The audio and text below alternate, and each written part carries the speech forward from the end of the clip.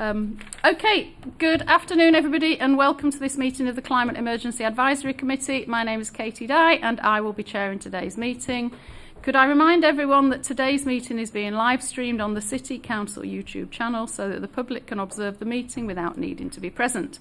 Please can I ask members to introduce themselves and can I remind you to mute your microphone when you have finished speaking, please.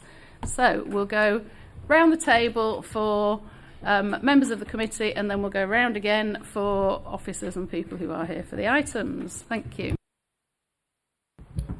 Thank you. Good afternoon everyone. Councillor Peter Carlill, Carvely and Farsley Ward.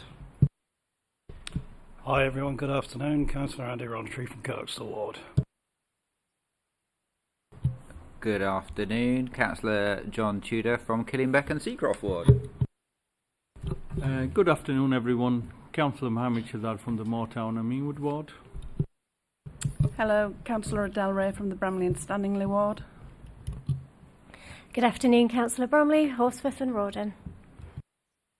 Good afternoon, Tim Goodall, Councillor for Headingley Hyde Park. I'm substituting for Councillor Stables today. Good afternoon, Councillor Barry Anderson, Aslan Wharfdale Ward. Good afternoon, Councillor Norma Harrington, Wetherby Ward. Good afternoon, Councillor Rick Downs, Otley and Eden Ward. Thank you. And now we'll go around the table for council officers and for people who are attending for the items.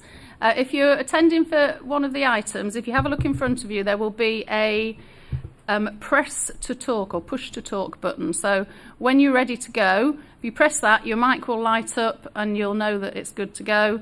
And then if you push it again, it'll stop. Okay, thank you. So shall we start, Rachel, with you?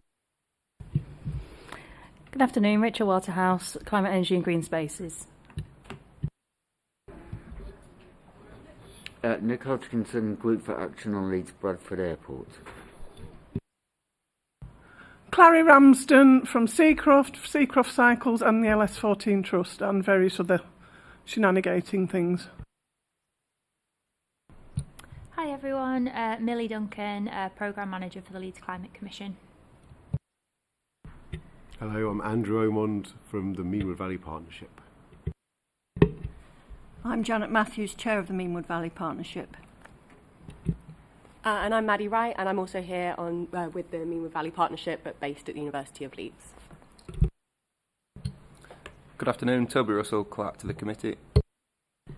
And good afternoon, Polly Kirk, Chief Officer, Climate, Energy and Green Spaces. Thank you everybody, and thank you people who've given up their time to be with us today. We really do appreciate it. So I'm going to move over to Toby for the first few items, please.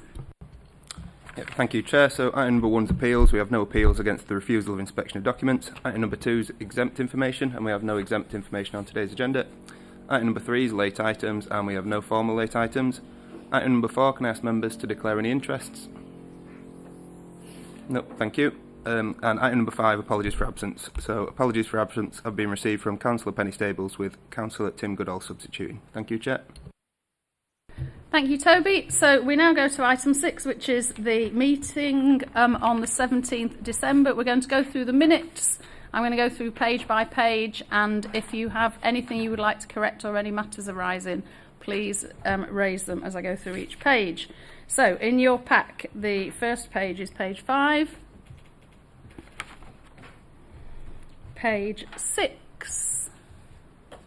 So just one from me on that page. In the Feed Leeds items, if you remember, they encouraged us all to nominate local food growing groups or individuals, and the closing date for that is the 1st of February. So if you haven't yet done so, please do so. Page 7. Page 8. Page 9, page 10, page 11, page 12, page 13, page 14 and page 15.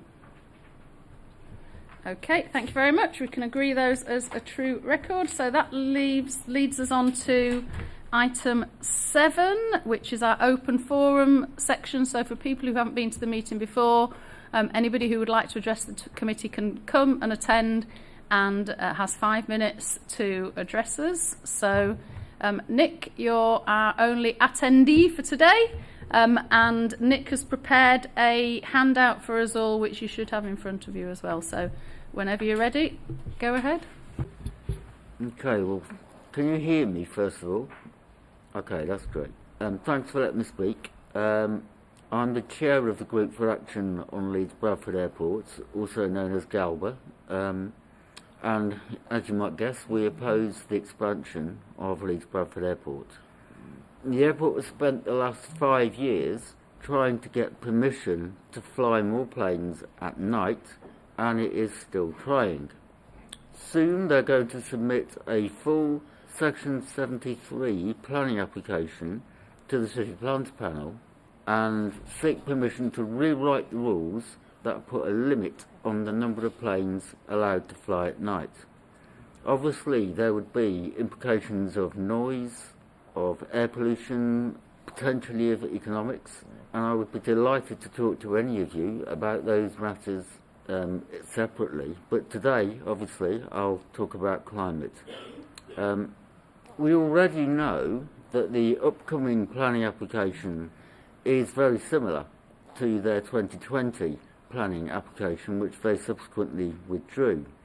Crucially, in that application and in the airport strategy, they aim to reach 7 million passengers a year by 2030 and 10 million passengers by 2040.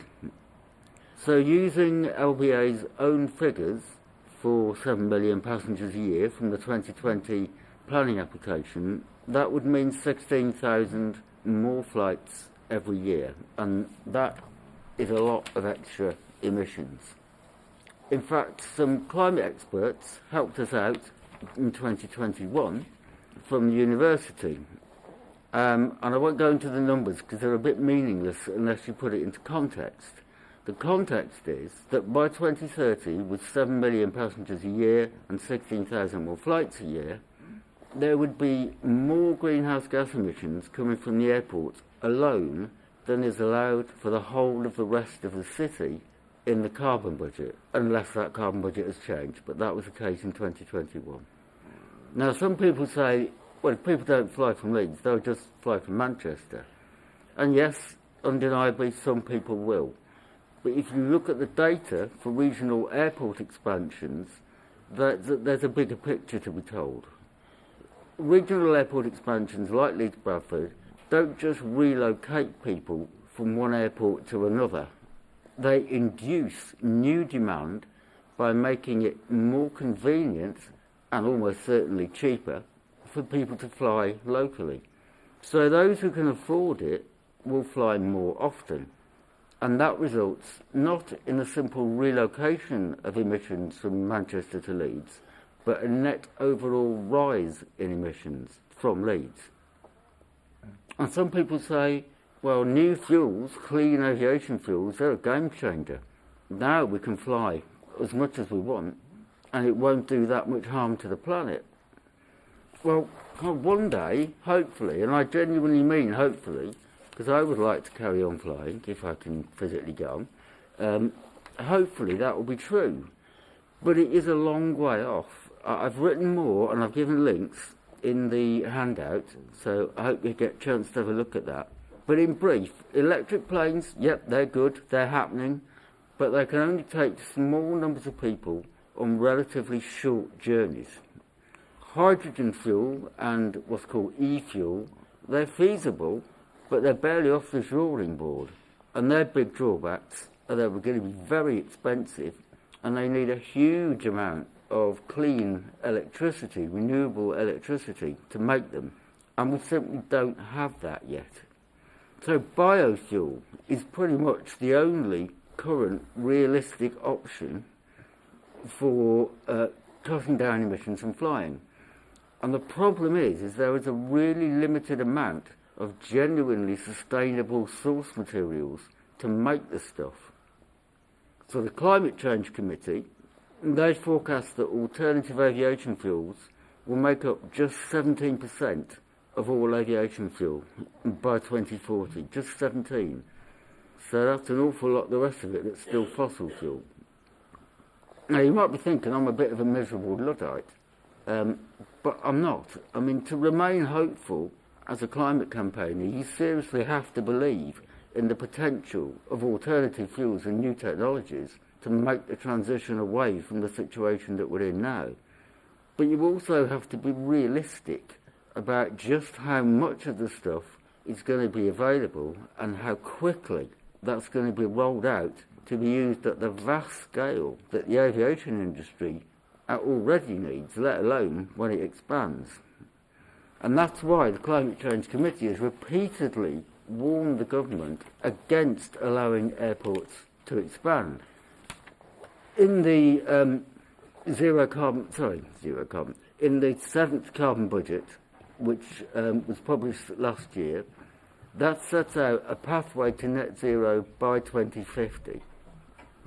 And in addition to developing all the new technologies and the clean fuels that I've mentioned, what they say is this: there should be no increase in passenger numbers up to 2030. Leeds Bradford Airport wants an increase of 68%. Up to 2040, the committee said passenger numbers should be no more than 10% of what they are now. Leeds Bradford Airport wants an increase of 138%. So from a climate perspective, the strategy for expanding Leeds Bradford Airport is simply irresponsible and goes against the best scientific knowledge and advice that we currently have. So in closing, just to be clear, because I think Galba sometimes gets a bit misrepresented, we do not call for the airport to be closed down. We do not say that everybody should give up flying. What we do is we pay close attention to the scientific facts and to the best expert advice about aviation's role in helping this country achieve our mission of reaching net zero by 2050. That's why we say we should not allow the airport to expand as it is proposing to do. We also believe that everyone, including the airport's owners, have a responsibility to leave a livable planet for future generations. So thank you for listening, and as I said, if you'd like to talk to me about any of the other issues or about this issue, I'm more than happy to do so. And there's an email address on the handout that you've got. Thank you. Thank you, Nick. Thank you for taking the time to not only come and talk to us today, but to prepare this. Really appreciate it. And thank you for your offer to talk to anybody in the committee, and I encourage people to take that up. I'm going to ask Rachel to email this out so that everybody's got the links as well, because we can't click on the bit of paper. So thank you very much. Thank you for coming today. You are very welcome to stay for the next item. You're equally welcome to go. So I'm up to go because my carriage shift finishes at 3 o'clock, so we need to get off. Thank you, Nick. For listening. Yeah, thank you for coming. Thank you, Nick. Okay. Right, so we are moving on to item 9. So this is where we have a themed item at every meeting. And this meeting, we've got partnership working and community engagement. So we're going to do it in a couple of different sections. The first section we're going to do is to go over to Millie, who's come from the Leeds Climate Commission, who's going to update us on what the Climate Commission has been working on this year. So over to you, Millie. Great, thanks. Let me just share my screen now.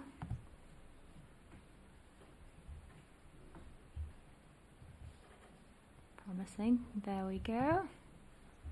Nope, wrong way. Right. As the text loading itself up. New computer fun. Great, so thank you very much for having me today to come and update you on what we've been working on at the Climate Commission. But first, a quick recap for anyone that's new today.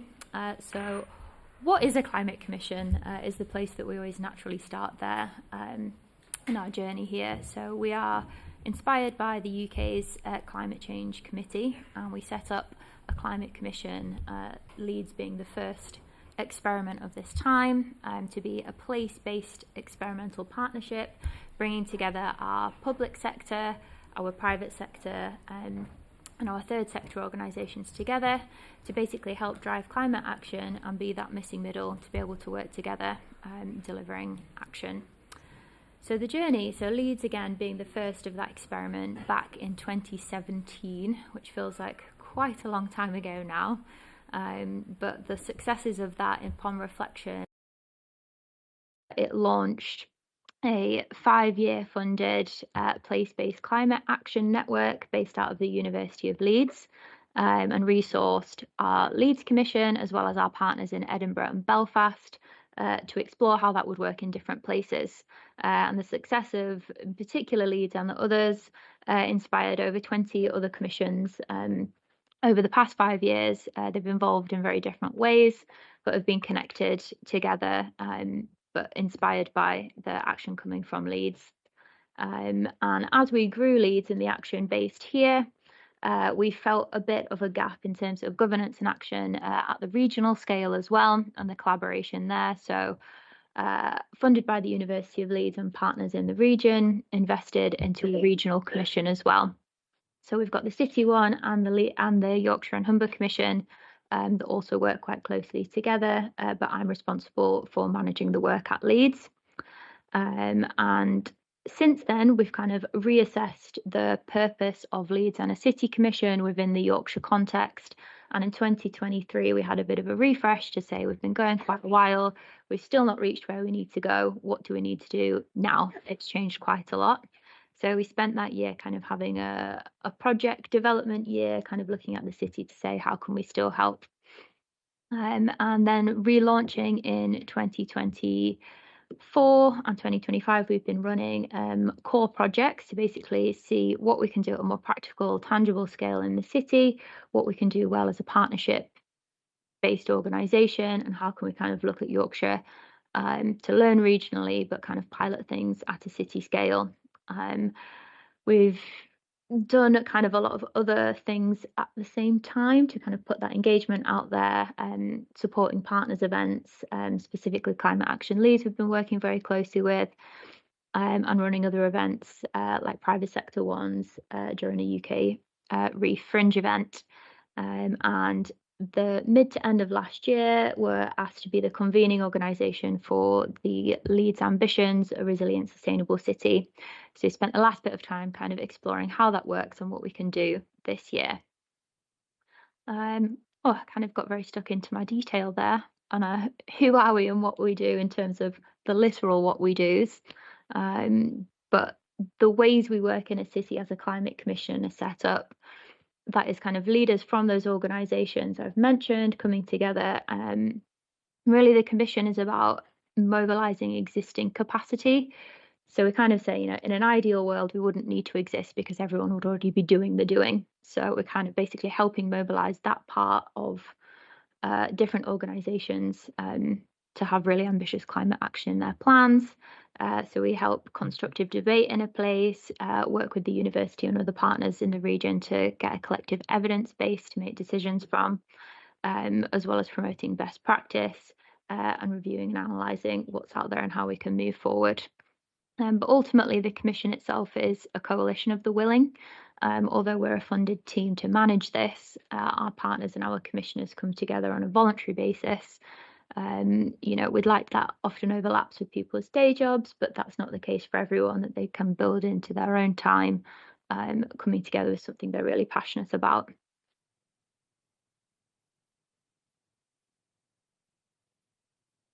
So I'll run quickly through the projects that we've been doing for the last year and what that means we'll be running through in 2026 as well.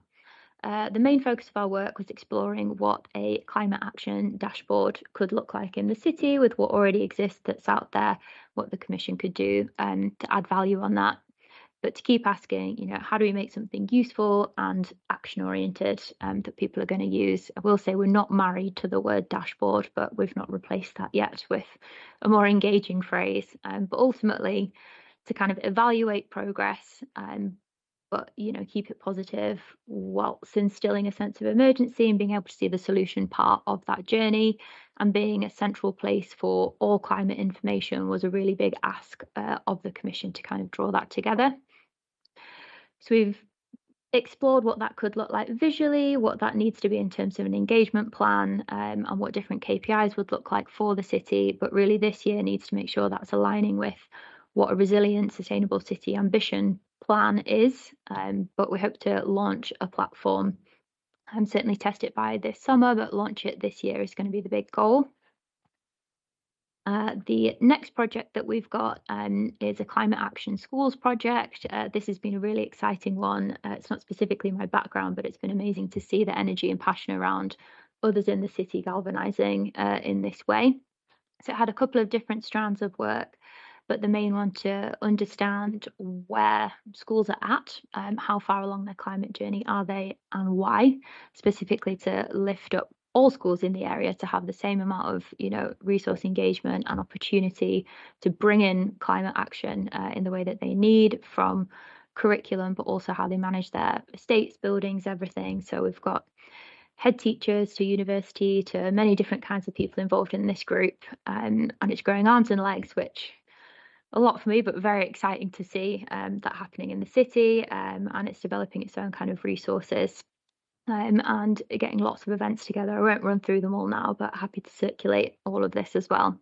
And the focus for this year is going to be specifically on that piece of engaging the other schools across the city that haven't had the chance to be as engaged in climate action yet. Another exciting project that we have been exploring is a sustainable and circular supply chain, what that really means for the city, and how we can be ambitious on that. So we've set the ambition here around if we're the first city in the UK to champion a sustainable supply chain. First half of this year, we're working with the Leeds Anchors Network primarily to say, let's explore what our collective purchasing power is as big organisations. But you know, in order to do that, we need to understand our own footprint, the difference we can make. We're running 2 sessions at the first half of this year to start doing that, and we've got a bit of extra funding, you know, kind of past March time to understand what that would look like across the city as a sustainable supply chain, and bringing our anchors leading that, but then understanding how we actually bring our suppliers and our network and kind of building that SME opportunity to say, this is what we're looking for, how can we all work together to achieve that. We also set out at the start of this year to promote an online training course that was released at the University of Leeds, named Climate Action, Tackling the Climate Crisis for a Better World. And as part of our journey of reflecting on what we do well, this was a real learning one because we were kind of handed a great resource that we'd promoted and put out there, but a kind of capacity resource on our side kind of stalled a bit on how we push that out further. So it's led to us to say, actually, if we've not been doing this well, this is a huge opportunity. So how do we move forward next year to say, what are the different kinds of things we can promote and put out there? There's so much that exists. How can we, you know, curate a bit of learning as an independent advisory body to put that all in one place? So a bit of a question mark, but an exciting one certainly on our front of working with the ambitions to say, yeah, what is our opportunity to promote learning to the different organisations and people across Leeds? So I thought I'd include this.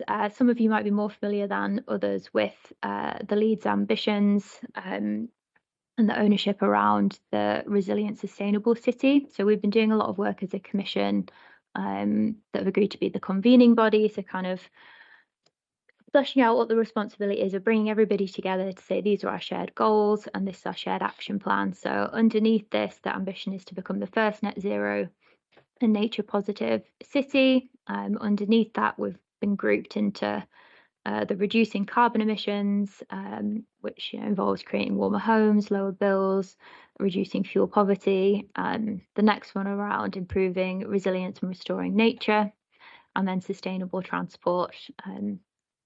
So some pretty chunky stuff in there, but that's part of the excitement of this year, being able to explore that and look into what the action and delivery plan sits with under those, what are our big wins that we can start to enable, and how do we track progress.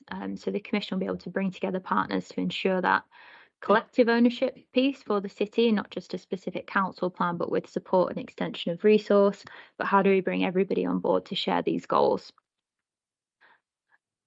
And yeah, so this is just kind of an example of that we know we aren't starting from scratch, that there is a lot of information out there around action plans and delivery plans, learning from others in the region, work the Commission has been involved with that's been successful, and looking to the Yorkshire Commission as well, who's done a lot around climate action planning to say, if this is a regional example, how can we bring it into a bit more practicality at a city scale and what that means for this place. This is not a very engaging slide, but more of one for awareness of, we've kind of been running through these projects, fleshing out what we think we needed, listening to stakeholders across the city and the projects last year, but aligning that with what a great opportunity to be part of the Resilient Sustainable City Ambition and Action Plan, and how we make sure that these are aligned and delivering against where we all know we need to be. And that will be the plan for this year, to have a big strategic goals of the Commission and clearly a plan working with stakeholders across the city as well. I've kind of run through that, but basically just the opportunity to work with the Yorkshire and Humber Commission, whilst, I personally feel trailblazing the way through Leeds, but learning across the region.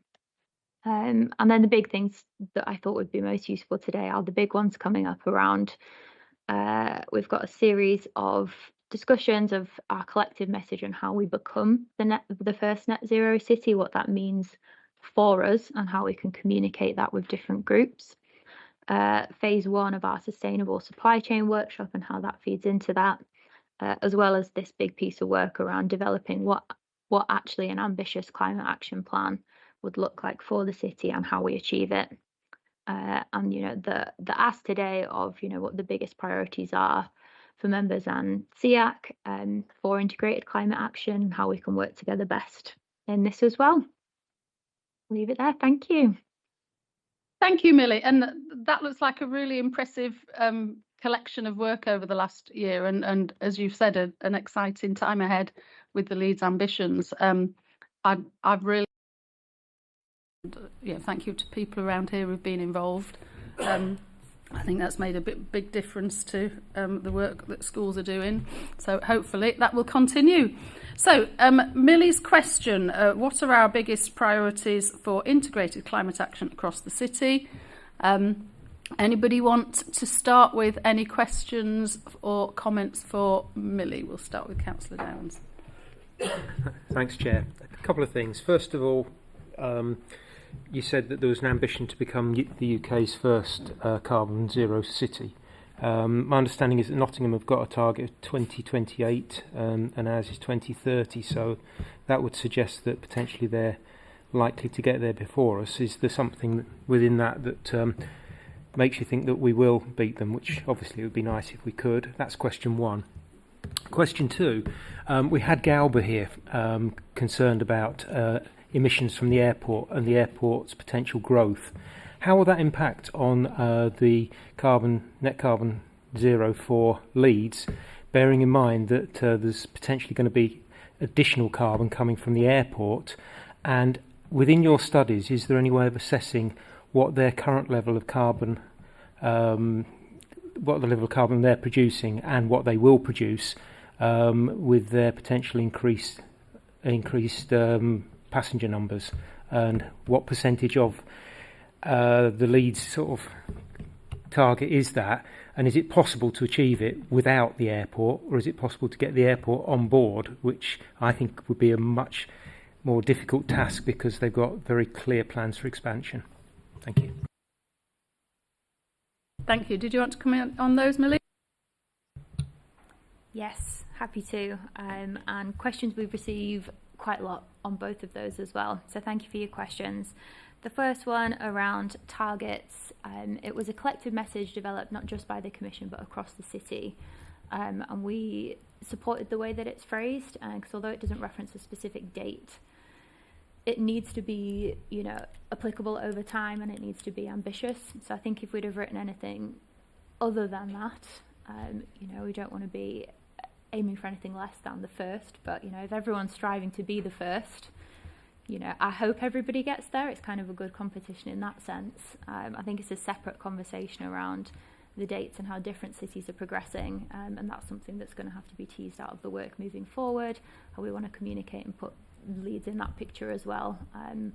We work a lot around looking at the core cities and kind of how the big cities across the UK can work together, I suppose, and all be more ambitious. So I hope that's answered it enough from the powers that I can representing the Commission today. Then the second one around Galba and the airport. So yes, of course, that's going to increase carbon, and it accounts for a large proportion, and that will be something we'll be reassessing in the latest kind of look at measures. We do engage the airport, but it's a bigger decision, I suppose, than just the Commission, but as the convener, certainly that will be part of it as we move forward in understanding our own budgets, the bigger budgets, and what level of influence we can have. So through the Regional Commission, we have done a bit of work working with kind of national frameworks, trying to push for regulation and information around what it means around national aviation strategies and how we can showcase that in different areas. But I think that's the start of the conversation, and how we can do it in a city-based place with an airport. That's kind of a different conversation, what it means regionally, and then where it sits nationally. So yes, to be ambitious on that. In terms of the researchers, that is more of a University of Leeds question. There have been a lot that have been involved in that over the years, doing different bits of work, and it sounds like a great piece that I've worked with Galba recently. So I've made a note for Rachel to share that with us as well, and how we can pick it up as well. Thank you. Yeah, thanks for those answers. I mean, the first one, I realise that, you know, how long's a piece of string, but I just think we need to be aware that there is competition out there, and I really would like us to get there first. As far as the airport's concerned, if there's any information that can come back to me at some point about where we think they are with their emissions now and the projection for the future and the impact it will have on our carbon zero, I think that's a really important aspect, because if the airport, pardon the expression, takes off, it could jeopardise all of our plans. We can do everything elsewhere, but it's a question of understanding how much of an impact that will have. Galba and many other action groups say that it's a huge impact. I've also had representation from the airport to say the opposite, to say, well, we're nowhere near the biggest polluter, there's lots of other polluters, and you know, it's not as big as an issue as Galba would say. And I get it from both sides. I know which side, you know, internally I perhaps tend to believe more, and I'll leave that there, but I think it's important that we get the facts so that we know exactly where we are, and we can combine and say this is what needs to be done to get there, and these are the targets we need to achieve. Thank you. Thank you. Is that information you have, Millie, in terms of airport emissions? We've done a bit over the last couple of years, but I wouldn't say it's as recent as it could be. So we can share what we've already got and kind of add the second part into what we can do next. And to be honest, looking at Galba's research, you know, that might be much more relevant, so that's really useful for us as well.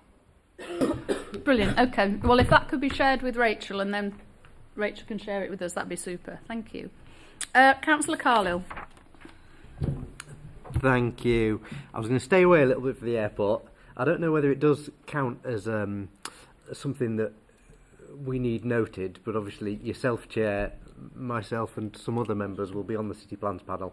Obviously we'll go to any application with an open mind, and we'll say that at the beginning. Any data is very welcome to have. Are you on there as well, Barry? Any data is welcome to have on that, though, because when we previously looked at an application regarding the airport, all the data that we were able to combine from as many organisations as possible was really helpful. I know in members coming up with their view on that. but I'll have those conversations probably in the plans panel itself. I was going to touch just a little bit on the engaging schools side. Obviously, as members, we're involved quite a lot with schools, either as school governors or coordinating with schools in our local area. So I guess it was a couple of questions on how we could support. So one, you mentioned obviously that a focus would be to those schools that haven't engaged so far. I just wondered what you'd count schools as engaged being. Is it one that's signed up in some way to work alongside the Commission, or is it ones that are working in a certain way? Because I think it'd be really useful for us as members when we go into schools to be able to see and encourage them to do that work. And then I guess that, wider thought of, one, how can we support as members? So is there anything we can help do to link in with schools or those of us on governing bodies to ask questions about what the school's doing? And then more widely, probably, I think you have to have a governor in terms of sustainability at every school. I think typically that's the same one as resources, and that fits nicely. But I wondered whether there's any advice the Climate Commission could give on that could be shared with all governors across Leeds. It's a really good way of trying to make an impact on lots of schools at once. So I guess that's an overall on schools. In terms of priorities, I think as the Deputy Chair of the Transport Committee at the Combined Authority, then my priority is always on the transport side, and there's a lot of opportunities that are coming up now. There's opportunities of we've had increased funding for a number of years into transport compared to where we may have been a decade or so ago. There's bus franchising coming in, which will make a difference to what control we have probably of the bus network and how we can make it more usable to people. And then there's mass transit, I guess, as an opportunity that's there, all of which probably could welcome some support from the Commission in the work that you've done, but also in terms of things like mass transit, helping make the case for that and helping support that in coming forward as fast as it could be. That would be really useful. So that's a couple of topics there, I think, that were of interest. Thanks. Thank you. Great, thank you. So firstly, just to come back to you, what is your timeline for the plans panel around the airport in terms of data, just so I've got it in mind to assist, if we know? Wrong one. I don't know the answer to that. We haven't been given notice that there is an application coming to the panel anytime soon. Okay. But if we are, we can let you know. Great, thank you. Just to bear that in mind in terms of the support and evidence side. So the second one around schools. So I'd love to say we're in a place that we have a really tight offer to give out at the moment in terms of advice and engagement, but perhaps that's one like to put together cohesive, whether that's a 2-pager or an ongoing engagement platform this year. The latter, we've got kind of a grassroots Padlet we've been working with very engaged schools that have kind of shared best practice, useful funding bits that are coming through. We work very closely with the Climate Ambassadors Programme as well as Leeds Learning Alliance to kind of have the oversight of, is there any stuff going on that we can kind of funnel into to help in the best way? Like, is the convener aspect of working with schools the best thing? If we don't want to reinvent the wheel there or duplicate stuff. So those two are very useful in terms of advice for governors to ask that question back into that network if that already exists, or to put it on the list to create some version of how we're doing that. The how do we class schools as engaged is a good question.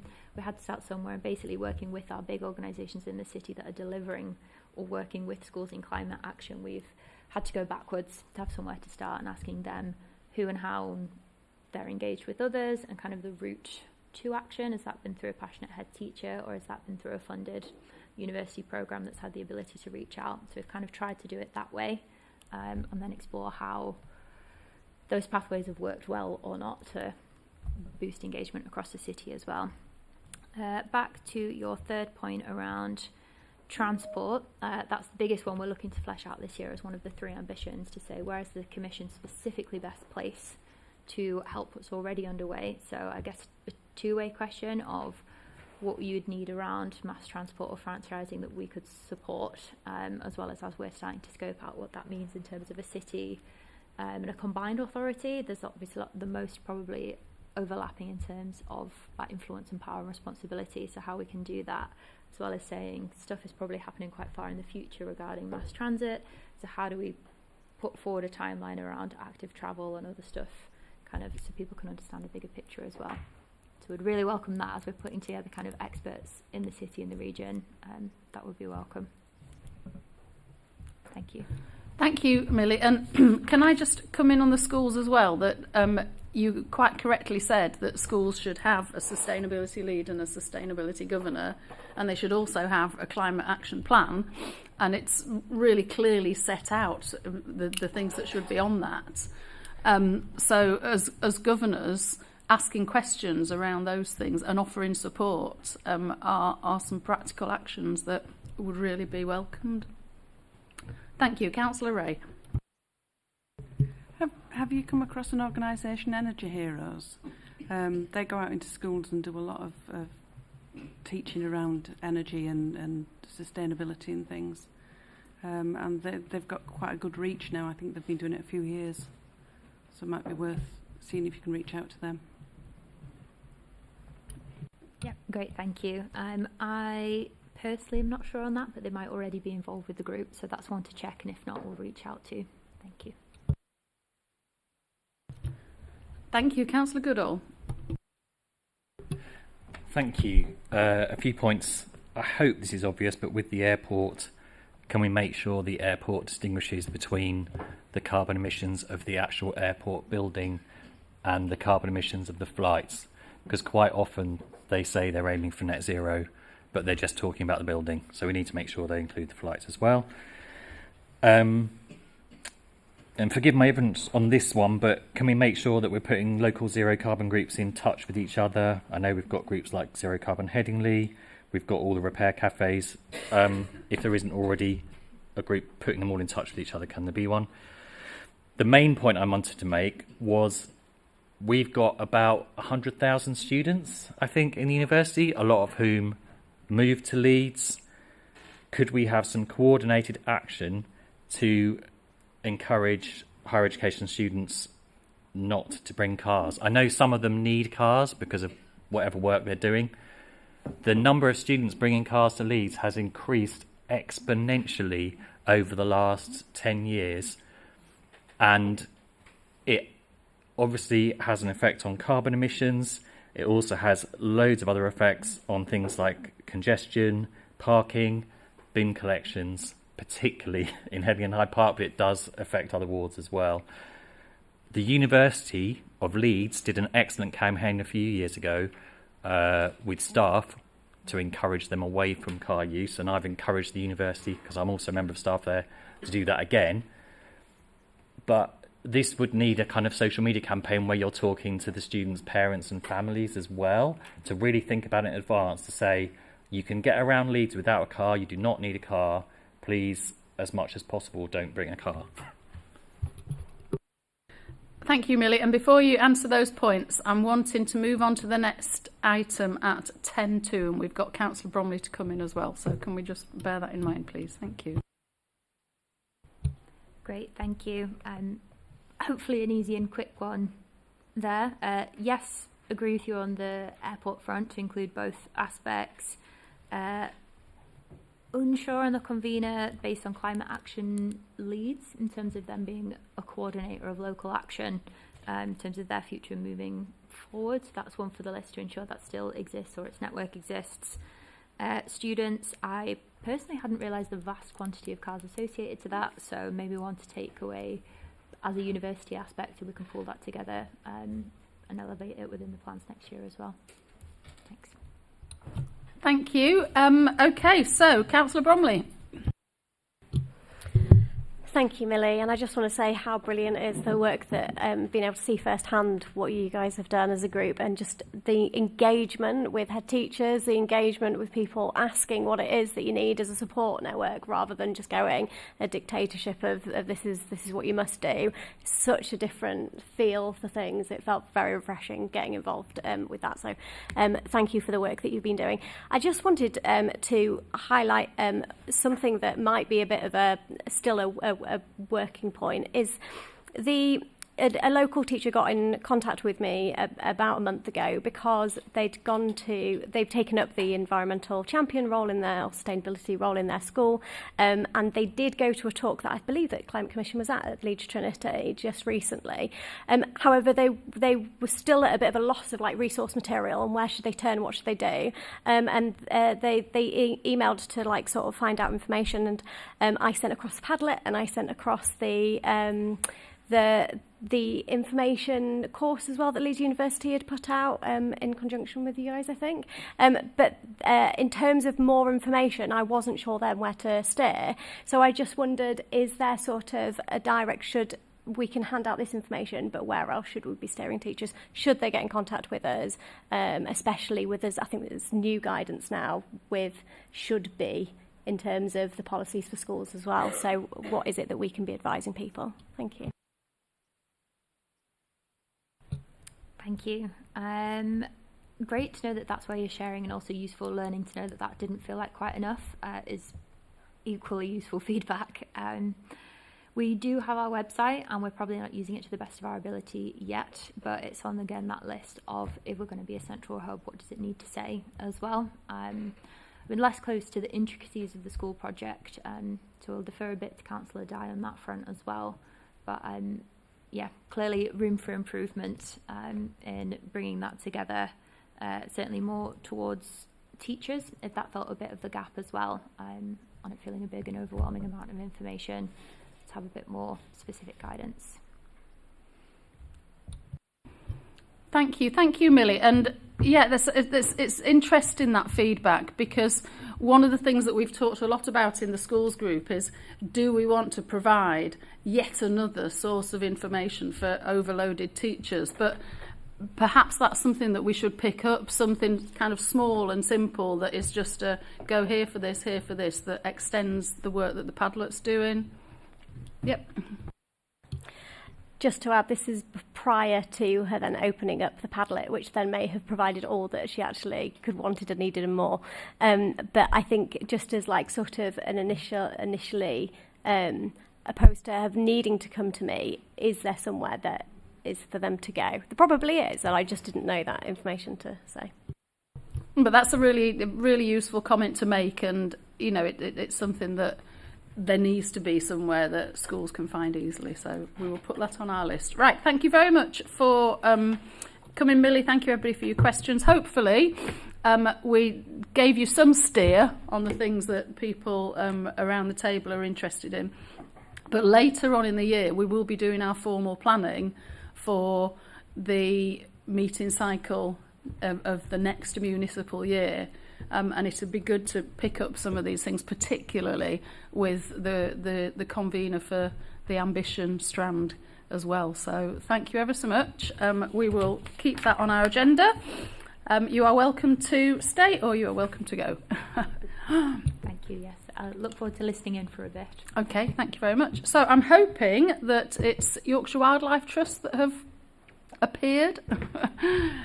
So we're going to do a quick presentation from you. Are you able to keep it under 10 minutes, please, and then we'll have time for some questions? Yeah, that's but please feel free to introduce yourselves because you arrived after the introduction. So whenever you're ready, thank you. Yeah, hi. So just to introduce myself quickly, my name is Lauren Person. I'm the Director of Fundraising and Engagement for Yorkshire Wildlife Trust.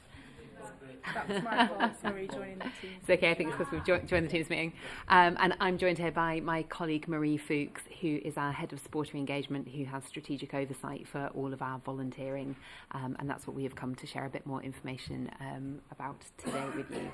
So I'll let Marie run through the presentation and then we can field any questions that you have.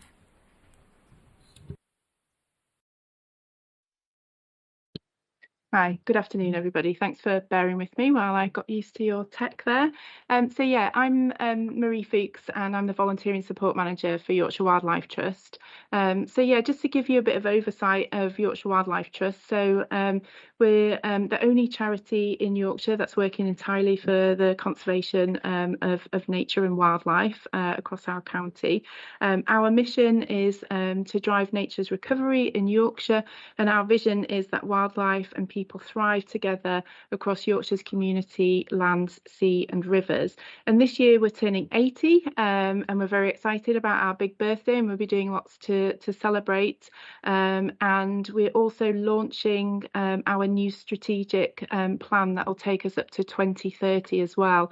And underpinning that is our blueprint for partnerships, bringing Yorkshire's nature back. So this is our plans as to how we can reach those 30 by 30 targets that have been set by the government, and how we can do that in coalition with other organisations, partners, stakeholders, individuals, communities.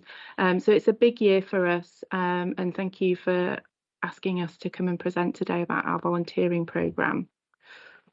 Sorry. Let's work.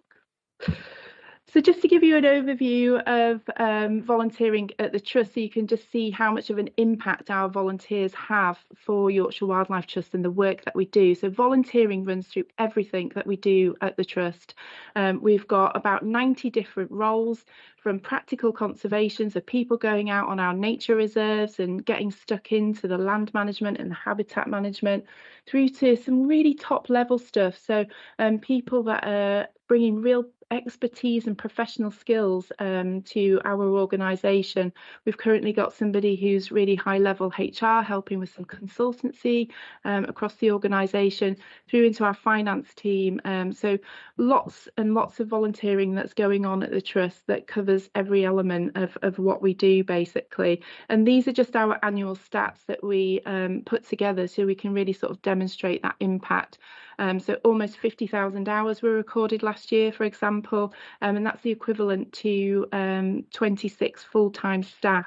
And that's not just the time that people are giving and donating to us to help us with our vision and our mission, but there's a real diversity of thought, skills, individuals, really enhancing the work that we do. So we're incredibly fortunate to have such a committed and loyal volunteer base, and people really enjoy the experience that they have when they come and volunteer with us. So we do a satisfaction survey out to our volunteers, and we've got some stats here. So 99% of our volunteers feel healthier as a consequence of their volunteering, and 98% of our volunteers would recommend volunteering with us to their friends and family. So some really nice stats there, just to kind of give you a bit of a feel for how volunteers are supporting us, and then some of the things that they say about volunteering at Yorkshire Wildlife Trust. So underpinning all of this, and what is key to having an exemplar volunteering programme for any organisation, is the things that you've got there to support it, to help govern it, to ensure the processes are there in place. So we've got the volunteering support team that I lead. We're a bit like a HR function for volunteering at the Trust. We've got around 70 volunteer managers. So we're ensuring that our volunteer managers are there to have the training in terms of best practice for volunteer management, but they've got the support that they need. And then we're also there for our volunteers as well, if they've got any support that they might need to, as well as doing lots of other things, which I'll just talk you through. So we make it as easy as possible for people to come and get involved. We've got a practical conservation calendar that covers all of the land management opportunities that people can get involved in at our nature reserves. So we've got 116 nature reserves where a lot of this work is taking place. But we also work in partnership with other organisations, other landowners, where we'll run projects to enhance wildlife on there, and we'll use our volunteers to support this work. So this is a really easy, simple opportunity for people to sign up to, get involved in. They just look at the calendar, pick something that's near to them, head off and get involved that way.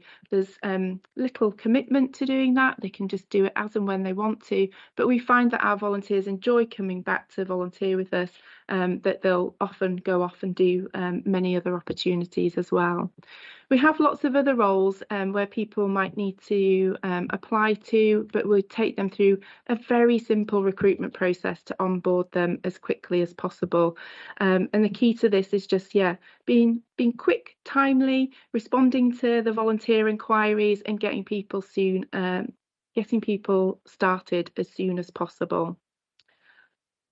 So we like to give our volunteers a very good welcome and an induction. So we've got a lovely volunteer handbook that outlines our code of conduct, theirs and ours, the things that they can expect to get as a volunteer with us, and we also take them through a role-specific induction. Because we've got such a breadth of volunteering happening at Yorkshire Wildlife Trust, each induction is sort of tailor-made to the particular role that they're doing, because a practical conservation volunteer is going to need something very different to an office-based volunteer. But the handbook sort of lays everything out really nice and clearly for our volunteers when they first start with us. We've got a very comprehensive learning and development programme for our volunteers, and these are all of the additional layers that add like excellence to a volunteer programme. They are an amazing retention tool, they develop our volunteers, and they aid us in keeping our volunteers for longer, because people will learn new skills, they'll want to use them, and they'll move around accordingly across the organisation in different roles. It's jam-packed. We do 2 programmes a year.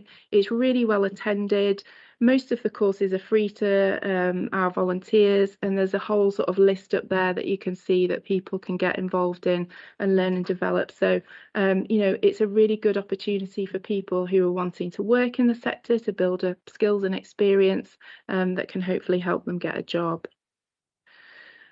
Another key thing to a really good volunteering programme is that recognition of the things that your volunteers are helping to achieve for the organisation.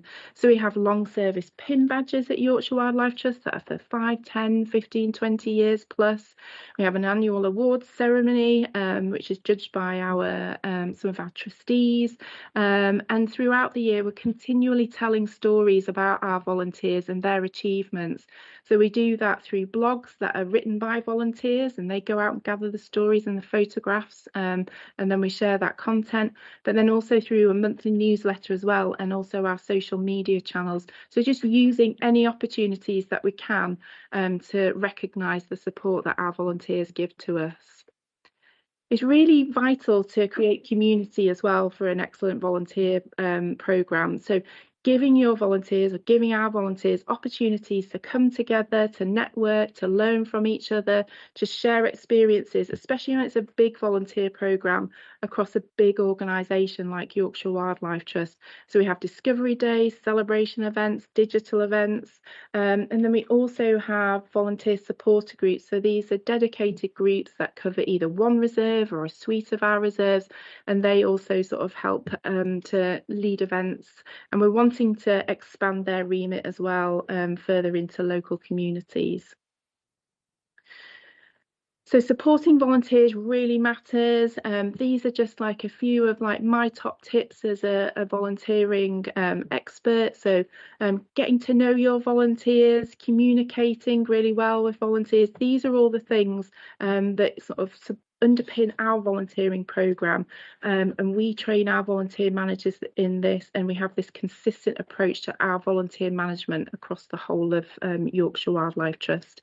And at the bottom I've put tea and biscuits are vital, because people just love to feel looked after, and they always love a cup of tea and a biscuit when they come out and volunteer with us. It really is important. So as well as our volunteering programme, we've also got our community engagement work which complements that and feeds into it, because we have volunteers supporting this.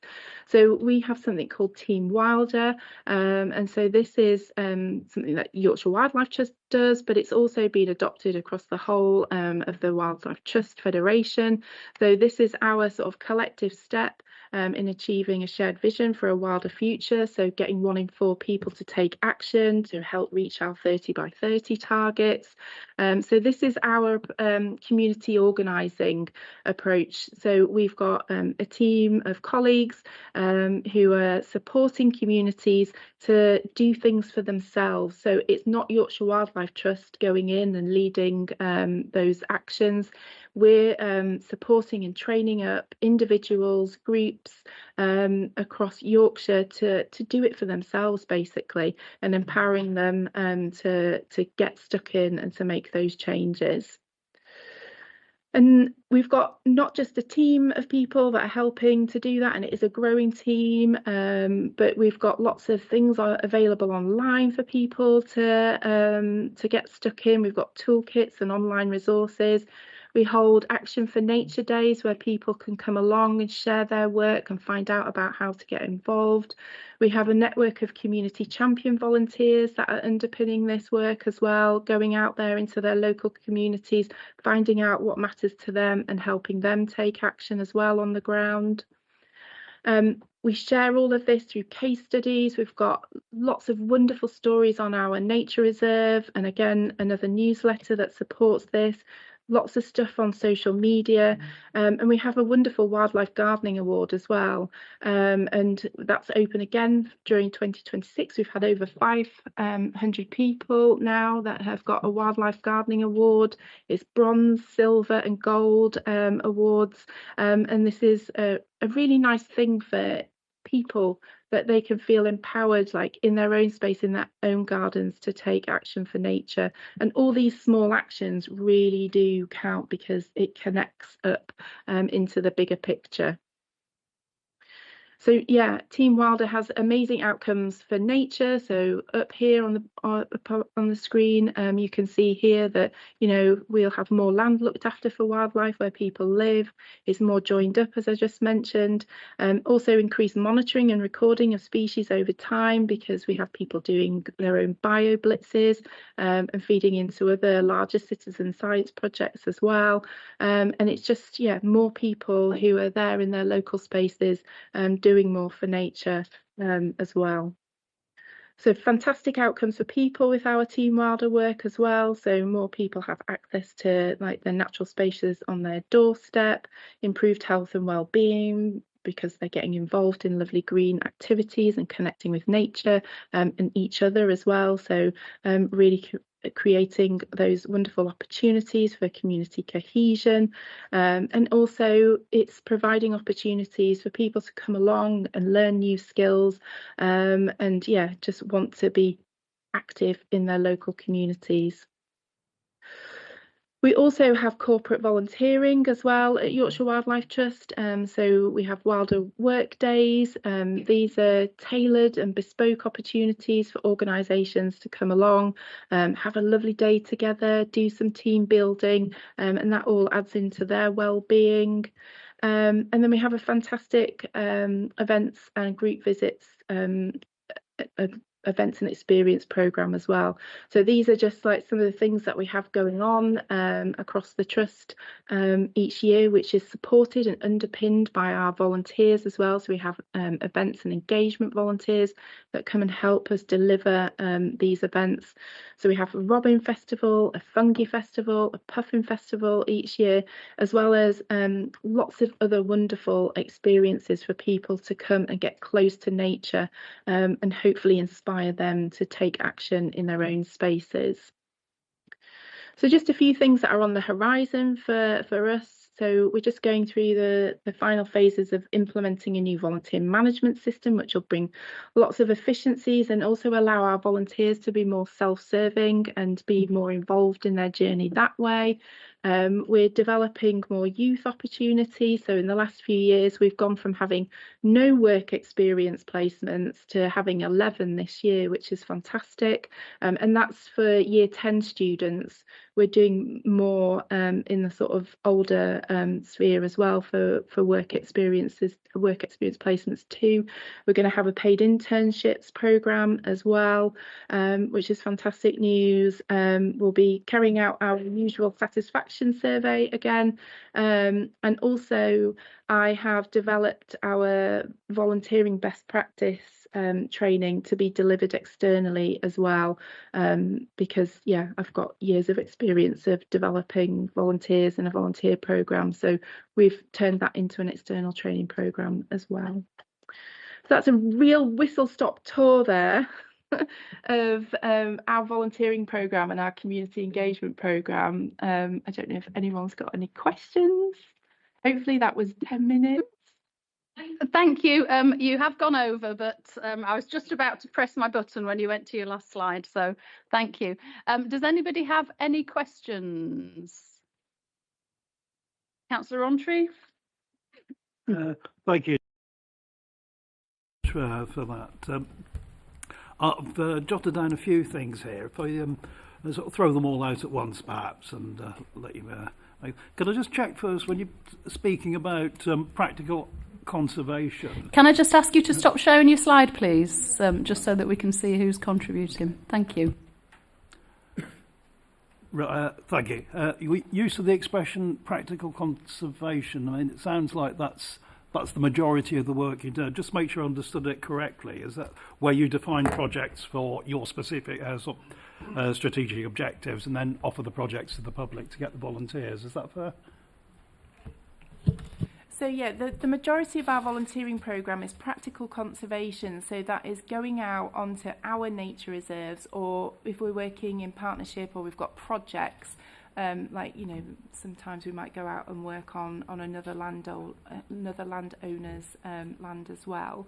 But yeah, 60% of the volunteering opportunities that we have is practical conservation. So going out, planting trees, site maintenance, wildflower plug planting, you name it, across the different habitats that we've got in Yorkshire. But then we do have lots of other volunteering opportunities. So we've got surveying and monitoring, we've got our events programme that our volunteers support, office-based, livestock checking. There's lots of other opportunities for people to support our work as well. Okay, thank you. I was interested in the figure for 6% for corporate volunteer days. I had the idea that it might have been a higher figure than that. It's something I was involved with from the corporate side a few years back, with organising volunteer days, including on the Yorkshire Wildlife Trust site, actually. I was just wondering, with the funding arrangements, I guess normally this is something that your corporates would pay for, that they would fund it, and that would be one of your funding streams. Yeah, so with our corporate volunteering offer, they're called Wild Work Days, and organisations do pay to come and be, you know, to volunteer on those, and that's because, you know, they want a bespoke, tailored day, usually a specific date for them to go along and volunteer on. So yeah, they are paid for those ones. Okay, thanks. Is it more difficult to get funding in that way these days, do you think? I'm not entirely too sure, because I don't look after the corporate volunteering specifically. I do know that we have lots of people inquiring to come and be part of the corporate volunteering offer, but I don't know specifically if it's more difficult nowadays than it has been in the past, because yeah, I just don't have that data to hand, sadly. But I can find out happily and come back to you on that one. Thank you. Finally, from me, Chair, I'm just wondering how you interact with other conservation actors, if you like, and what can you do to make sure that you're complementing other groups' works and not competing, treading on toes? So yeah, partnership working is really key to the work that we do. It's incredibly important. We actually do work with a lot of other organisations and share volunteers, and we've done that with Leeds City Council. We do it with the North Yorkshire Moors National Park. So they're some of the partners that we've worked with. The Dales River Trust. So yeah, if we have a project that we're working on together, we'll certainly do that in collaboration. And the blueprint that I mentioned at the top of my presentation, that's all about us working in partnership with other organisations, because we're not on our own as individual organisations going to be able to reach those 30 by 30 targets. It's imperative that we all work together. So yeah, we're very open to partnership working. Thank you. So I've got Councillor Bromley and Councillor Carlisle. As with the last item, we are running slightly over, and I want to bring our community organisations in as well. So can we have quick questions and quick answers, please? Councillor Bromley first. Thank you. Just thank you for all the work that your organisation have been doing. It's amazing, and I did go along to something at Alwoodley along with Horse Climate Action, and the amount of work, and just. It's not just the impact that you're actually having with what you're doing, it's what you're then giving to volunteers or anyone that works within your organisation. It's massive, so thank you. And secondly, in terms of the, well, that wasn't a question, but that was just a comment. On my question, with the Year 10 volunteers, I think, is that something that a school would need to reach out for? Is that something that you're actively engaging with schools on, or how does communication work on that, and how might we be able to ambassador that for our own local wards as well? So we develop the opportunities based on where we've got capacity, and the staff can be, around to support those work experience placements. So we've developed them in York, in Huddersfield, so around our bases where we've got an office, and it makes life a lot easier to be able to do that. But yeah, I'm definitely keen to kind of work with other individuals, other schools, and what we do is we develop the opportunities and we advertise them on our website, so they're open to anybody to apply. But obviously they're very place based, and especially with young people like that as well. But keen to explore other opportunities. Thank you, Councillor Carlisle. Thank you. It might be partly a question for Yorkshire Wildlife Trust, and some of it might be for Polly as well. It depends. I was just wondering around tie-ups with the City Council and with some of the functions that we have. So one of the difficulties we have on projects or developments that are undertaken by the council is obviously then that a large number of them will need maintenance going forward. So for instance, there's a highway scheme, there's a considerably large scheme in my ward that leaves a lot of green space that I'd like to see something like a community garden there. However, there would be a reticence, I think, in the council in creating that without knowing that there was somebody that could look after that going forward, and I completely understand why that is. But similarly, there's other large developments we'd get through City Plans Panel where there will have to be work taken because of the net gain requirements that they have and various other things to create to restore nature habitats on sites that are developed.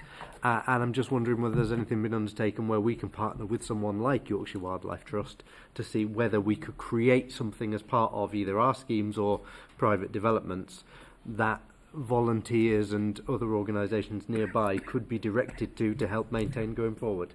Does that make sense as a question? I think Polly's probably the best one at answering first off. Who wants to come in on that one? I'd be happy to, because this is a challenge that we've had ourselves. Historically, we have been very much short-term project funded, and what we've experienced is that when the project money runs out, the good work stops. So in order to make sure that the work that we are bringing about has that long-term sustainability, we have moved towards Team Wilder. So that is moving away from a community engagement model and moving towards a model of community organising.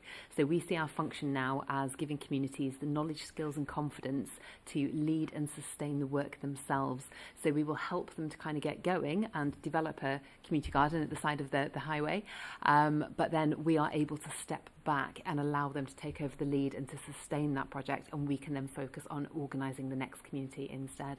And we're starting to see some really good long-term outcomes from the Team Wilder approach, which has now been in place for about 3 years. So we have some good examples of this and why we believe that community organising really is the way forward in this regard. Yep, please do come, Polly. So part of the reason why we asked Yorkshire Wildlife Trust here today is because we do work with them closely, but the volunteer side, so personally I've volunteered with them a few times and was really impressed by the professionalism. So everything they've said is true, I can say, from a few different things I've done. But I do think there's things that we can learn from them as a council. So we have changed the way that our ranges are organised and looking to do more exactly what you've just described there. But I think we're definitely not as well established. So I think there's lessons for us to learn. So we will pick up again after this to carry on that. The other thing I'll just say on a minor point, so the gardening award that we talked about, we're looking to do an example of that at Lotherton. So we're hoping to get the gold award when we get there, but also to do it as part of the public sort of engagement. So we're really keen to work with Yorkshire Wildlife Trust to sort of publicise what they do and to help them with their outreach in some different ways. So I think as an organisations, we're trying to complement where each other have got different strengths. So. Brilliant, that's really good to hear. Thank you so much for coming along. Are you happy for us to share the slides? Because there's some really brilliant information on there. Yeah, absolutely. Yeah, we'd be happy for you to do that. And there are some QR codes and things within there so people can find out a bit more information. But please do reach out to us if there's anything else you'd like to know. We're very happy to collaborate and work with you. Brilliant, that's lovely. So can I leave that as an action for you, Rachel, to do that? Thank you so much. So the next people we're going to hear from is we have hopefully 3 Leeds-based community organisations, and the idea is that what we want to do is listen to your perspectives on volunteering, to see what we can learn and to see if there are common themes and anything that we could pick up and support on. I've got a big ask for you. If possible, you could do your initial presentations in 5 minutes or close to. That will then allow us to have some time for questions. So that would be super. That's we've got. I'm assuming that we've got Seacroft, we've got Horsforth, and we've got Greenwood. Is that correct with us? Greenwood, part of Meanwood. Yep, that's true. So, Clary, are you all right to start with Seacroft? Yeah, good afternoon, everybody. Can you see me behind the microphone okay? Good. So, I'm Clary. I retired 5 years ago. I didn't like it. I felt completely lost. I didn't know who I was. I didn't know what I was. I didn't think I'd got any skills at all. I'd gone from a very full-time, busy situation to lockdown. And then coming out of lockdown, I honestly thought, well, maybe I could work on a till or something. So I went and did a little bit of volunteering at the LS14 Trust, a development trust in Seacroft. And the first bit of volunteering I did was to pack 10 beads and 10 feathers into tiny little jiffy bags. And if anybody ever asks me to do that again, I will tell them in no uncertain terms that I'm busy that afternoon, cleaning the oven or something. So that was my insight really into volunteering initially. And then my husband, who was a massive crocheter, decided he'd like to have a craft club, but with him working full-time in the NHS, he could only do it in an evening. And the question was, could we have a group? And the answer was, yes. So this is where I was introduced to asset-based community development. Now, asset-based, listening to what's been going on here, there's an awful lot of asset-based community development going on. So rather than you setting up a project for people to come and do, and then the funding runs out and you have to walk away, asset-based community development is working with the people, by the people, supporting them to do it for themselves. So that it doesn't matter if the funding runs out or not, because the people are still there, the people are still working on the projects. And this is a much stronger way of getting things done. From that one initial inquiry into could Mark do a crochet group, we've now got a crochet group, we've got knitting groups, we've got walking groups, we've got bicycling stuff going on, we've got a huge amount of things. Myself and Joe from the LS14 Trust actually deliver the asset-based community development training on behalf of Leeds City Council. We've got 4 courses coming up this year. If you've not done it yet, I do suggest you go on it. It really changes the way you feel. You're all doing it already. I can guarantee you're all working in this way already. But sitting down for those couple of hours really changes the way you think and makes it just so much more accessible. So, on to our organisation. I'm here today to speak about Seacroft Cycles. which is just been awarded the Active Travel Hub funding. We've been running for about a year and a half on half a box of tea bag and fumes, and a tiny amount of funding from Cycling UK. I've actually been given an award this year of one of the most 100 influential women in cycling from Cycling UK, which to say I'm blind in one eye, I've got arthritis in my knee, my lungs don't work properly. If I can do it, what's your excuse? Yeah? There's always a way around, there's always a way to get things going. So what we do as an organisation is we take bicycles from the community that are gifted to us. Sometimes we find them in a stream, sometimes we find them at the bottom of a hedge, sometimes kind people give them to us. We then get our mechanics to completely refurbish them. We sign them off to professional level. We've got professional mechanics qualified really well.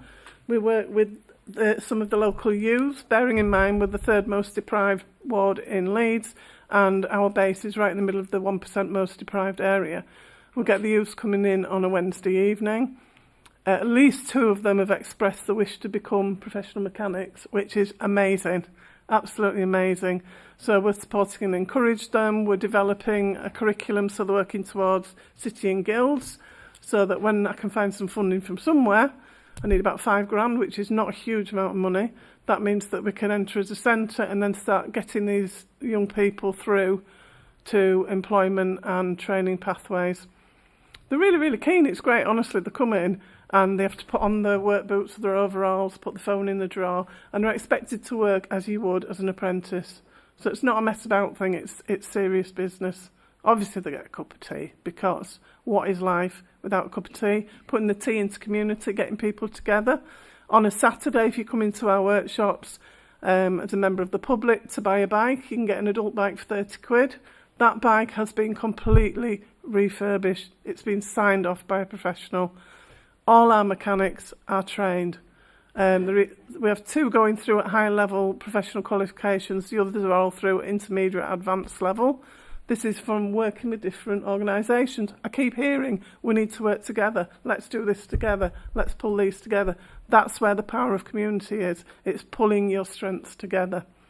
So we have a community cycle group on a Sunday, once a month, which is great. They all go off. I go, bye. I wish I could go with them. I'm hopefully getting a hand cycle, because then I can go with them. And when I get my new knee, then I can get cycling again, which would be brilliant. And then when they come back, they get a nice cup of tea and homemade cake. And one of our volunteers makes the cake for them, and it's amazing. I think Councillor Dye's had some of our cake before. It's delicious, absolutely wonderful. So the aim of the organisation really is about empowering people. Our strapline is powered by community. So it does sound a bit hippie. My daughter teases me endlessly, says I'm an old hippie. Well, that's fine if I'm getting people out from off the sofa. We've got walking groups, we've got wandering and wondering, and it's a lovely dog-friendly group where you can take your little dog along for a pootle about Seacroft. Seacroft's gorgeous. People think of it as all these big tower blocks, you know, and it's all grey and horrible, but it's beautiful. We've got the Wyback Valley going through it. We've got Roundy Park not far. It's just gorgeous, and it's all these wonderful places. The Seacroft Community on Top team have just started this wonderful wellbeing walk as well. There's loads of stuff going on. And our job really is to pull all these bits in together, and it's working with different people. Now, I asked some of my volunteers over the last few days, what is it that you would like to tell the council that you want? Do you want money? What do you want? And what they said was, actually, that's not what we want at all. What we want, some people want qualifications, some of the younger people, like myself, want some qualifications to get them on into employment and training.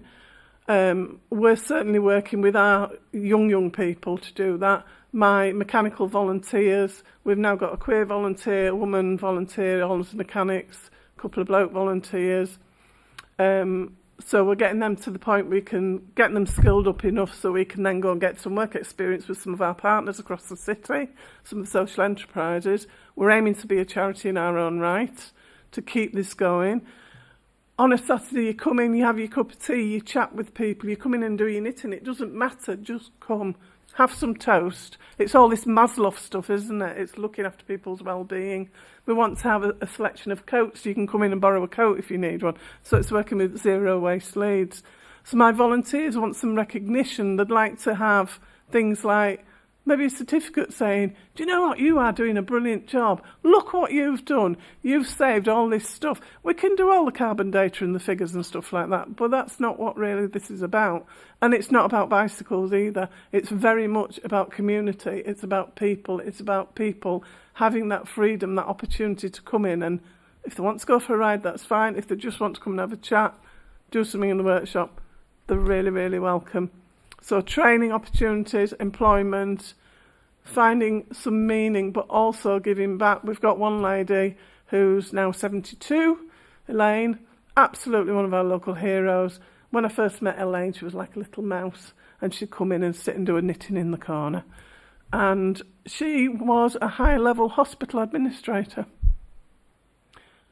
So all those years of really, really high-level skills in your community, why are we not using these people? Why are we not giving them the opportunity to shine and then share their skills with other people and skill these people up?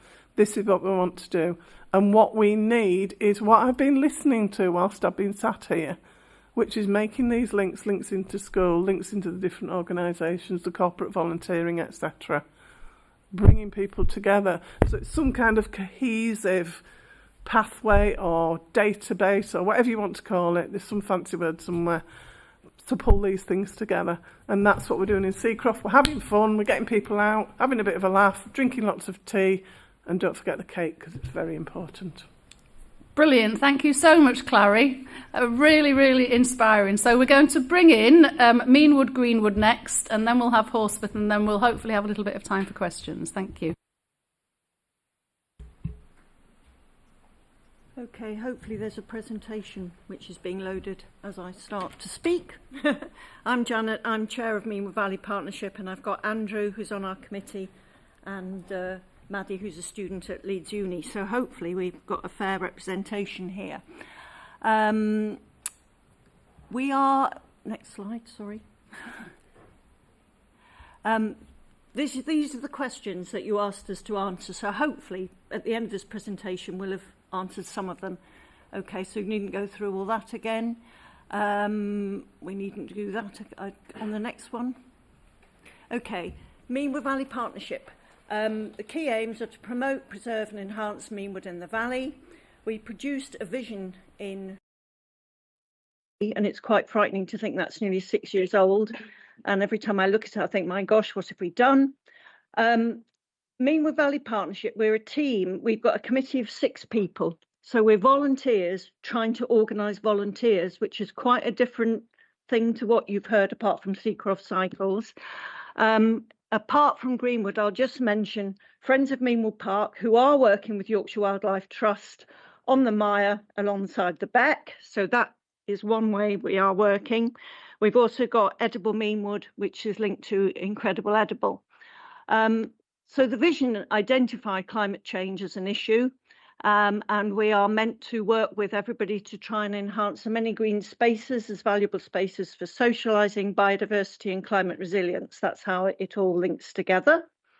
And we are meant to be trying to develop local action towards change for a future-facing climate resilient Meanwood. That's what we did. It was after a lot of consultation. So that's why we've got Friends of Meanwood Park, Edible Meanwood, and then later on Greenwood. So next slide, please. So Greenwood, Andrew is our lead for Greenwood.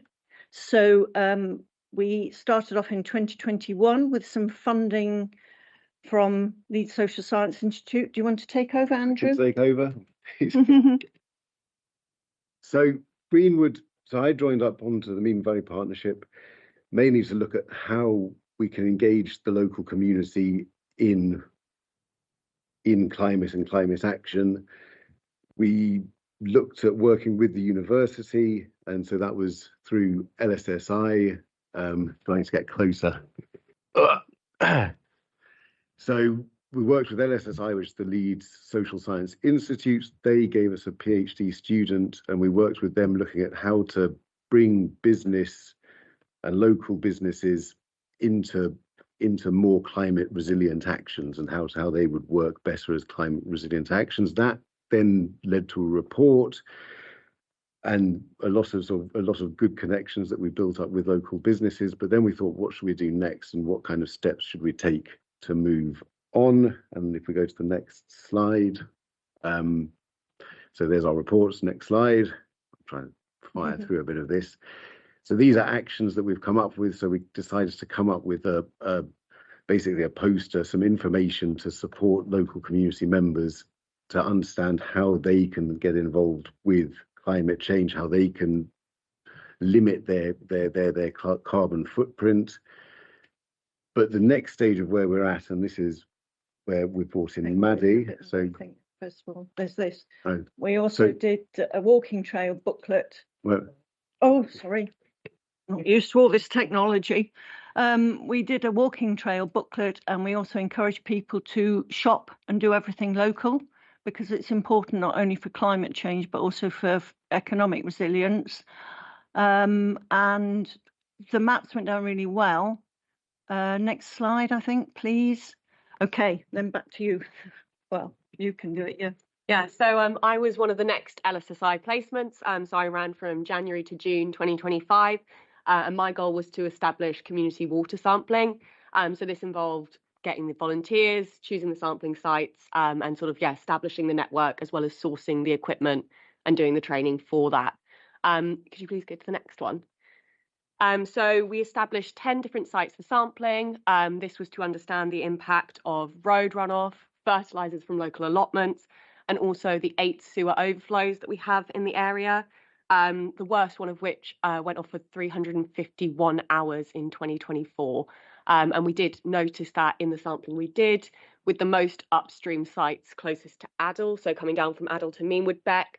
That's where our most problematic sewage input is.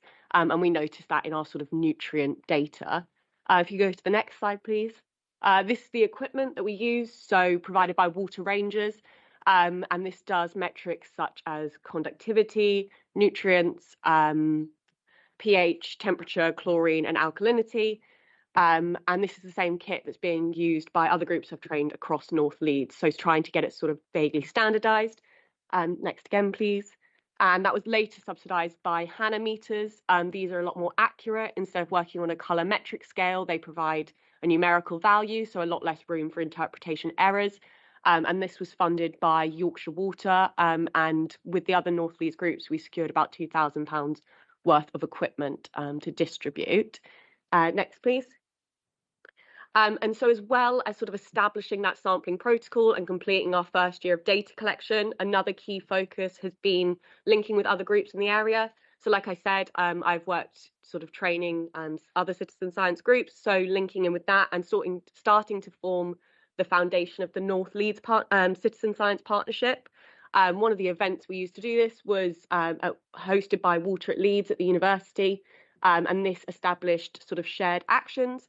Another was linking with existing Rivers Trust events, so the Outfall Safari and the Riverfly Partnership.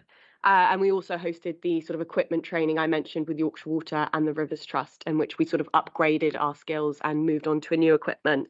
But yeah, biggest accomplishments was the year of data collection and sort of expanding those collaborations further. And sort of next steps, we're hoping to do more outreach and set up some equipment hubs to ensure there's sort of continuity, and also some art outreach events. So that's what we've got coming up next year. You wanted to know how successful we are in securing volunteering resource. It varies tremendously. Business engagement was very good when they came to the workshops and they thought they might get some financial support. And we've had a really good volunteer response to Meanwood Beck. Partly, I think, it's amazing Maddie, because she's so keen and everything, and we've got the really good support. I think that's one of the issues about volunteering. You do need somebody who knows what they're doing to lead the team of volunteers. And also, I think the response is good because of all the issues in the press about water problems. So I think that's one of the issues, really. That's what I'd like to say on that. I think the next slide, please. do we do community outreach? We've had a few open meetings where we've talked about retrofitting houses. We've had food waste plate to plate have been to talk to us. What are the challenges that we face? People seem very reluctant to actually commit to actually delivering something regularly. They will come in and do the odd one, and you have to recognise that people have got other things to do other than what you think might be really important. That's that. And the next one, is there anything the council could do to support organisations? It's interesting actually, because we've heard about people not wanting to be told what to do, but I think we need to know what are the top 5 things that actually we can do as individuals to reduce the impact of climate change, all right? Because there's an awful lot of talk, but actually when you're down on the ground talking to people, they want to know what 5, I've said 5 because I think that's probably most people, that's all I can think of anyway, to reduce the impact of it all. And then I wondered whether we could have a month's action. So the council, yes, could say this month we're going to encourage people on active travel. Then we could have a month about saying let's eat meat and dairy. Interesting that we've heard an awful lot about Leeds Bradford Airport. There are huge conflicts between economic growth and climate change, but trying to encourage people that if they are going to fly, just fly once a year, not 4 times a year off to your hen weekends, whatever. I think there's another big issue about surface water and flooding and how much green space has been paved over. I just think there's so much, and I know there's an awful lot of information on websites, but somebody somewhere, please just tell us what we can do every month to make things different and share publicity. I mean, fortunately, I've got some links in with Zero Carbon Headingley, which has also been mentioned, but what are others doing and how can we have a coordinated effect so that we can get help on how to sign up to action and actually how we measure our impact of it. I know Councillor Shazad said, you can get people to sign up to eating less meat. How do we do it? Do we get people to say, I pledge that I will only have meat 1 day a week for the next month? And it's those kind of, sometimes we need more direction. I know that's probably against a lot of what everybody's been saying, but on the ground, that's what we need. Thank you. Thank you. That's really interesting food for thought. Sorry, excuse the pun. Okay, can we bring in Horsforth now then, please? Thank you. Is your mic working? It should go red if you press the push to talk. It could be that the card's been put in the wrong way. If you take it out, excuse me, and put it in the other side, or that should help. It's gone green. That's good, isn't it? My name's Penny from Horsforth Climate Action. You might have met another Penny from Horsforth Climate Action, and you might have met a Jenny as well. But my name's Penny Lewis. I'm actually chair of the steering group and a volunteer, obviously. Can I just apologise? I've just started a new job and I haven't had time to prepare this as I might have liked. Head's a bit full. So we're one of the a legacy from the Climate Action Leeds project and the 8 hubs that were set up around Leeds. So we are now in our first year without funding and paid support from them. We had a little bit of an underspend that we were allowed to continue with our hub worker for 3 months, and that has now finished. So we're trying to divide up jobs between the steering group. So our main, we are actually looking at a lot of things at the moment about how we continue and what we want to do. So our aim is sort of become a charity, and we're trying to write an action plan. So our key aims are encouraging and facilitating local and achievable positive community action, and that could be individual or group action. And the other one is about awareness raising and education. So if if I'm looking at my phone, it's because I've just written the annual report and it's got a lot of information on it that I'm going to forget. So I'm just going to go through. I don't know if you want to hear about a lot of the things we've done, but I'll get to it in community outreach. So how successful are you in securing volunteering resource and getting buy-in from your community? It's variable. I think as a steering group, we're very active in the community as well, but that's taking quite a lot of toll in capacity if we're I'd much rather be doing front-on engagement stuff than writing policies and applying to the Charity Commission, but somebody's got to do it, which is how I ended up where I am. So and getting people who want to do that is quite hard, because actually at the end of a busy week, you want to be planting trees or doing something nice. So verbally, we get lots of positivity. We get people coming to events. Sometimes it's hard to translate that into ongoing volunteering. I think we're getting there. Like, it takes a lot of time, and I've got quite a lot of experience in the community, so I'm trying to bring what I've learned from paid work into it. So a lot of it is about time poorness and actually the willingness to do something, but it's the person who's actually going to coordinate that. And I think you touched on that, and you've mentioned, is that who's going to help us make this happen? And it's the little coordination bits that seem boring, but you just have to do. So middling. Do you do community outreach, and what's the most effective?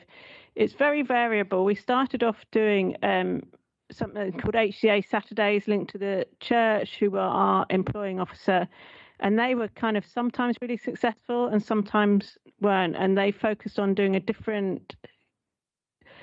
going for a different sort of topic within climate, climate needs, like energy, nature, each month. The problem that we found with them is that ongoing, they take an awful lot of work because they're different each month, and you never know who's going to turn up. And we've kind of stopped that for now, but we have the Repair Cafe, which is part of Leeds Repair Cafe network, are under our umbrella in terms of admin and staff. Really, really successful. Lots of willing volunteers every week who just love fixing things. We've got a nascent clothes swap, which again, we've got a few committed volunteers who will come and help us once a month set up the clothes swap.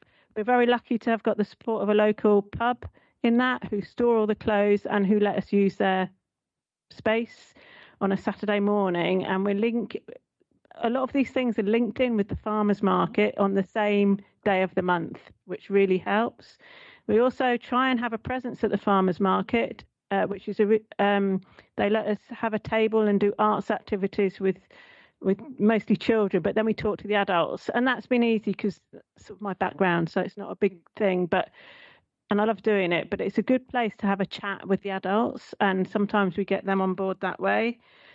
That's kind of more engagement, and the other two are more practical doing stuff. We have a very active nature group who've just got funding from Leeds University to do a nature corridor research project, and we've lucky enough to have some money from the Out to whatever it is, Wellbeing Fund, to do a biodiversity baseline survey. And the nature group is something that people will get involved in, especially if you give them something to do, a little project to do in the garden, or just come and do with us. And nature's great for well-being, so it links everything. We find it really helpful to get on the back of existing community stuff, like when we have the Horsworth Walk of Art, which isn't organised by us, but we had a venue. We had 650 to 700 people through the doors on the day, and it's just getting the message out subliminally, whatever. Where else did it? We've done some community conversations where people have come up. We've done two, one at St Margaret's Church and one at Leeds Trinity University have let us use their space. One was on air pollution, and one was on about the Nature Recovery Project, and they've been really well attended. The Walk of Art's really attended. What to say? Well, the Repair Cafe, we've started a tech donation thing where we collect old tech, unwanted tech, and have linked up with Solidaritech, who take it away and do what they need to make it usable by refugees and asylum seekers. So a lot of people have said it's about working together because we're a small group. We can't do this on our own. The Walk to School Week was really successful and funded last year by Climate Action Leeds, and had an extra worker this year. We haven't got that funding, but we're still trying to do something, and we're linking it in a lot with the nature recovery bit, in that people can look for things on their way to school and encourage them. What can you see? A little sort of treasure hunt and other stuff. We try and go to Breeze when it comes, and it's just about, we like to make use of what's there rather than, because people are coming anyway. So if we have a little activity and smile and what you're doing. We've been trying to get an energy group off the ground, and that's proving, I think it's harder to get easy things for people to join in with. So that's taken a lot of thinking about. So, and we've done some. Can I move you on to the last? Sorry, of the question. Yeah. I've struggled with this one, but a lot of us red tape and also support around, like with the energy group. We know that there's 2 churches in the area who've applied to have solar panels put on and been refused their planning through the planning permission.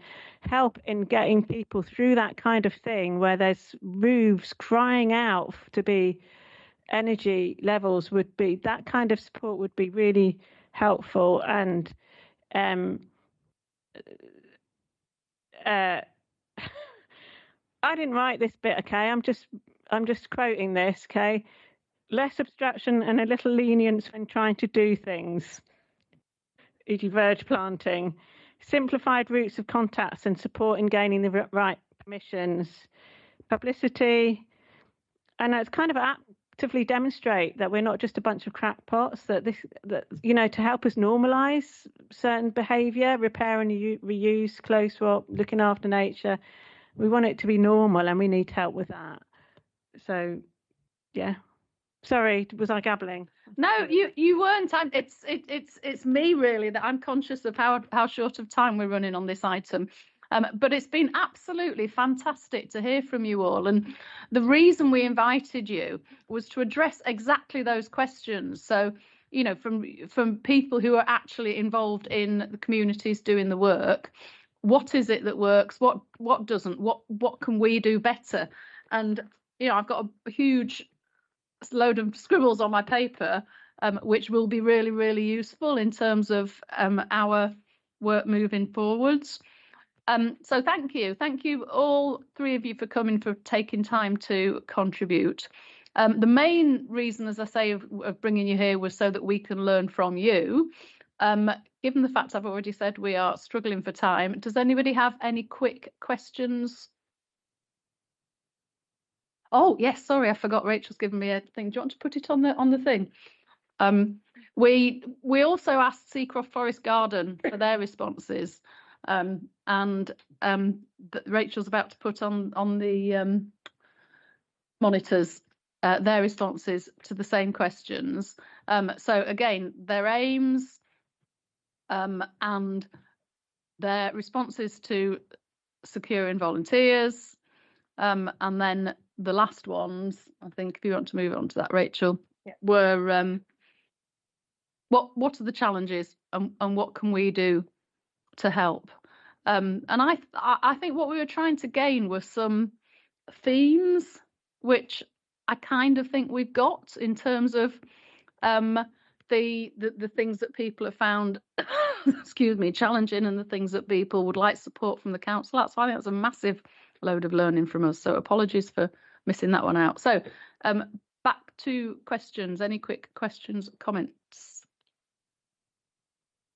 Okay, thank you very much for coming along. Really, really appreciate it. We are going to take all of this, make some sense of it, and we are going to do some work on it. So thank you so much. Really appreciate that.